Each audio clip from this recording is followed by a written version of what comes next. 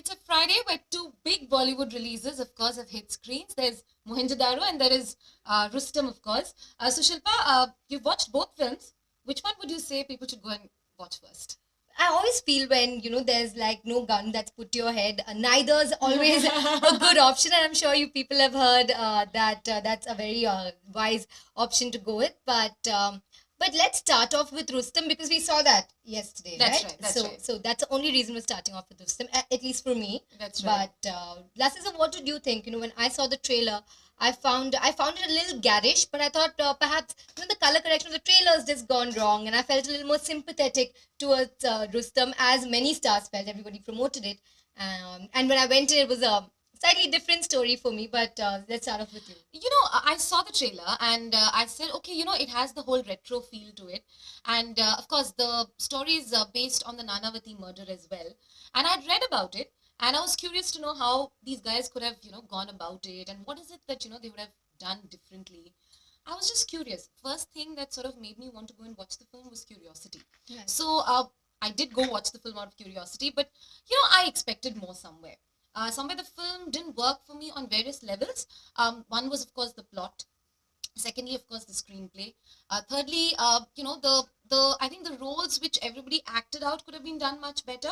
I didn't think the casting was a bit off for me. Yeah, especially because Yeah. Akshay plays this preppy Parsi boy, which I really think would have suited Farhan Akhtar Yeah, better, because Akshay mouthing those lines really didn't. But Akshay was very restrained and he did give it his best. But at the end of the day, some of those lines, especially when he says, "No, darling, you cannot." It was. It seemed a bit off. It seemed as if it was alien to him, right? But he was the best thing about the film. Everybody else That's true. made it even more spoofy, right? Right. Right from those sets to the amazing Aisha Gupta. I never had like such a problem with her before this. I think she's a fine-looking girl. She's our Angelina Jolie look-alike in the country. But The problem is that I don't know whether Aisha Gupta got the right brief or she took the brief incorrectly in the sense that yeah. was she supposed to be the vampish Yeah. 60s vamp you see in films like Devanand films or for that matter, but she just went a bit seemed like overboard. she seemed like she's from a different milieu.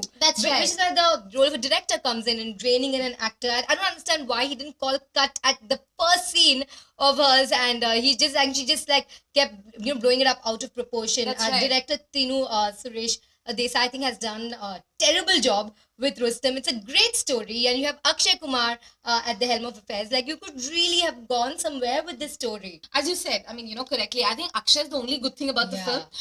Though Ileana, I think, she's come back on the silver screen after a gap of sorts. And she wasn't bad. Though, because I think the role that she plays, Sylvia, the real life character Sylvia, of course, she's Cynthia Yeah. in the film. She's supposed to be Nanavati's wife who technically cheats on him with, of course, the rich businessman that, Arjun Bajwa plays. I don't think Ileana was bad. I don't think she had much to do. I think whatever she was given, Right. within that framework, she was fine. I don't think she elevated the film. For me, when she was on screen, I really didn't feel her screen presence, nor did I, I wasn't really interested. But the costumes, I think, is something we should talk Yes, about. yes. Like, we like some of those costumes that she wore. Pretty saris. I mean, Yeah. some of the saris are really pretty. And Isha Gupta got completely stepmotherly treatment. Yes. I don't know what was she stuck in and what was she wearing. It really looked like they'd picked them up from some export surplus stores Correct. and tried to, quickly remodel them into those, the period outfits. So, They didn't work yeah, at all. the period feel should be more It was emphatic. laughable, and people Yeah. were laughing at so many scenes when they should have just been gasping or That's true. been on the edge of their seat, but they were too busy laughing, rolling back. And that's why I said that, when I saw the trailer, I said maybe this will be Yeah. something, something fun, something did different. not but- play out well. But it's sad that you went wrong with such a good premise. I know, Lasa, you've been very unwell. So should we give like some stars for Rustam, or should we save that until we talk about Mohenjo-daro? I think let's talk about Mohenjo-daro. Okay. And then we'll Okay, let's do take that. it from there. Let's do that. Okay. Okay, I have one word to describe Mohenjo-daro. Boring. With capital B. But every time I say Mohenjo, I sing it as Mohenjo, Mohenjo, Mohenjo, Mohenjo-daro. That's what I'm calling the film. The music by A.R. Rahman. Let's start off with that because Yes! he's like the best thing about any film, right? Like A.R. Rahman, the maestro. Where was the music in this film? And There were like two what was songs, the yeah. music doing? I mean, in fact, I was like, okay, this is an A.R. Rahman musical? No. Did it grow on you? I feel like now it's slightly growing on me now that I've seen the film. No, Is it growing on you? I think when I think of A.R. Rahman, I think of, I don't know, I think of Lagan. I mean, if I have to talk about Ashutosh Gowarikkar's films particularly. And when I think of A.R. Rahman's music, the background music, of that matter, the songs, that's a highlight in itself, isn't it?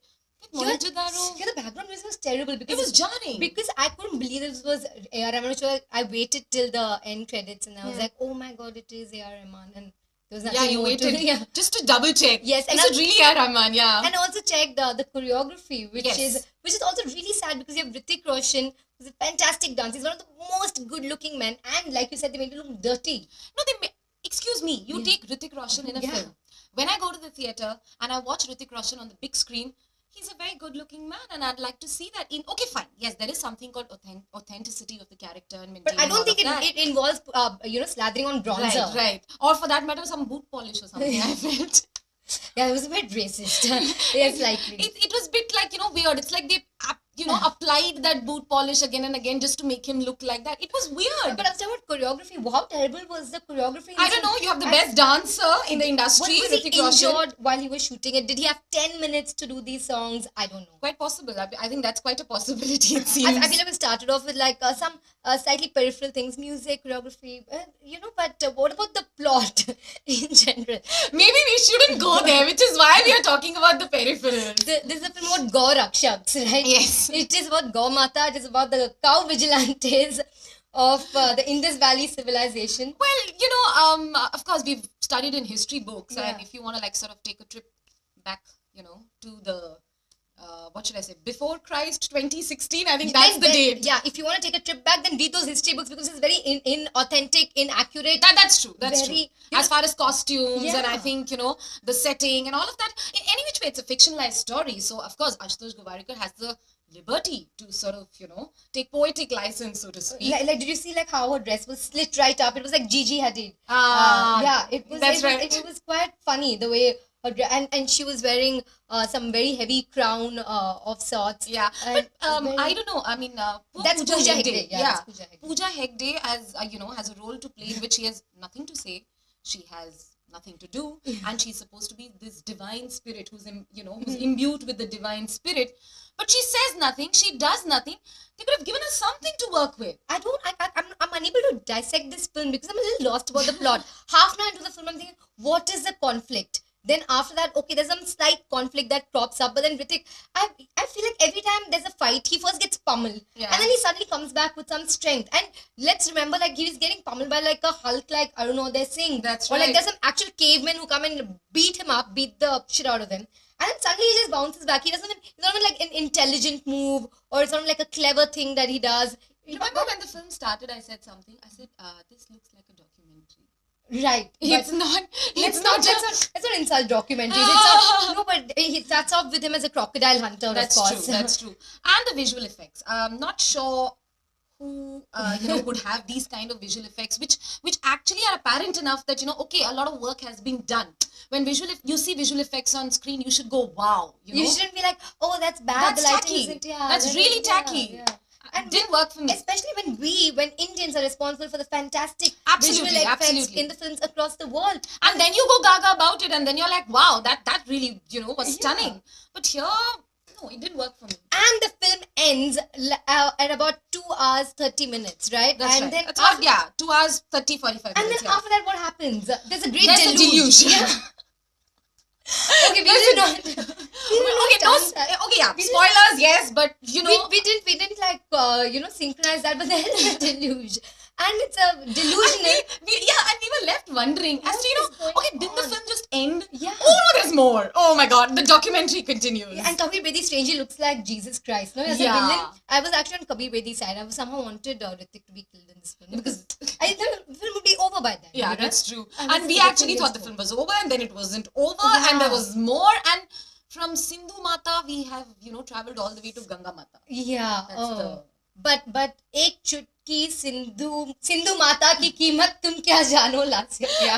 That's true. Yes. But of course, if it wasn't called Mohenjo-daro, it's like any other Bollywood, Yeah, film, right? yeah. I mean, what was the point of the setting and all of that if it was just supposed to be a backdrop? Oh, and I love how they added slight, a couple of words to make it look like they've done some research, like sapine. Oh, yeah. For sapne, for sapine. Sawal for sawal. Like literally, like some 2 or 3 words That's to right. make you go like, oh, why they mispronounced? Oh, wait.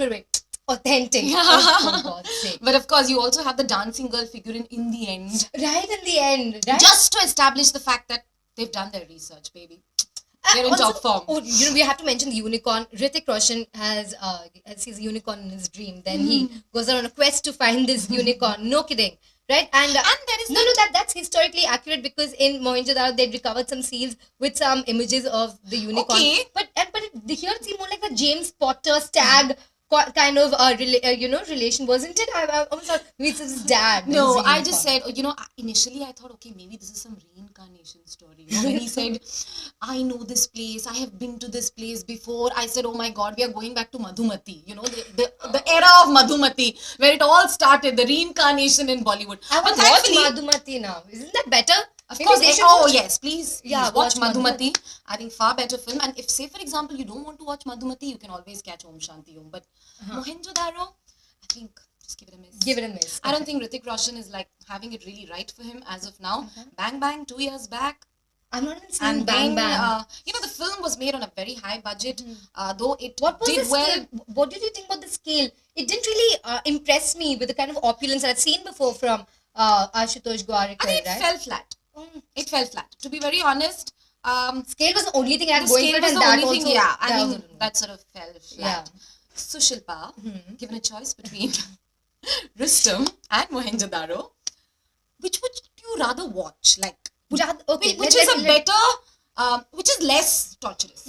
So I think I was thinking about this for some time right now, and for a second I veered towards the side of Mohenjo-daro because it's a better made film, right? It's a skilled master of craft, Ashutosh Gwarikar. I've seen it from him. Come on, everybody's seen Lagan. He also has that good Lagan Dena Padega. But anyway, you have that. As I'm going to go with Rustam actually, because and now let me get to the stars. One and a half for Mohenjo-daro because it's just way too long. I mean, come on, give me the scissors. I'm like, cut not just a film up, but I'll go with 1.5 for Mohenjo-daro and 2 for Rustam because it is engrossing at the end of the day. It's a bit campy and very trashy, but still more immensely watchable than Mohenjo-daro, I have to say. I think, there's one word I'll use for both films at various points, of course. For me, Mohenjo-daro was boring right from the beginning. For me, Rustam was boring in between because, I was actually fiddling with my phone. And you're in a theater, you're watching a film. It should be able to engross you till the interval at least. Of course, that's a different point, of course. But for me, both films were equally boring. So I think I'm going to go for 1.5 and 1.5. Both films. Both of them? Yeah. Because, see, yes, I agree with you when you say that, Mohenjo-daro is a better made film in terms of craft. But it didn't engage me. It didn't make me, want to watch it further because it was a very, very predictable storyline. Right. With Rustam, yes, it wasn't a predictable storyline as far as, the thriller aspect is concerned. But it's based on a real life incident. And I pretty much knew what happened in that. And I just thought that, it will be more heightened. In fact, I want to mention this. There's this one song in Bombay Velvet, which goes something like Ye Kya Kiya Sylvia. It was based on the Nanavati murder. And the way Bombay Velvet had recreated the era, I didn't find that in Rustam. Nor in Mohenjo-daro. So yeah. Really? So 1.5, take your pick. So basically, she's saying go and watch Bombay Velvet Yes. when it comes to both of these films. That's right. All right, now it's up to you guys. Whichever one you want to go for, it's your funeral.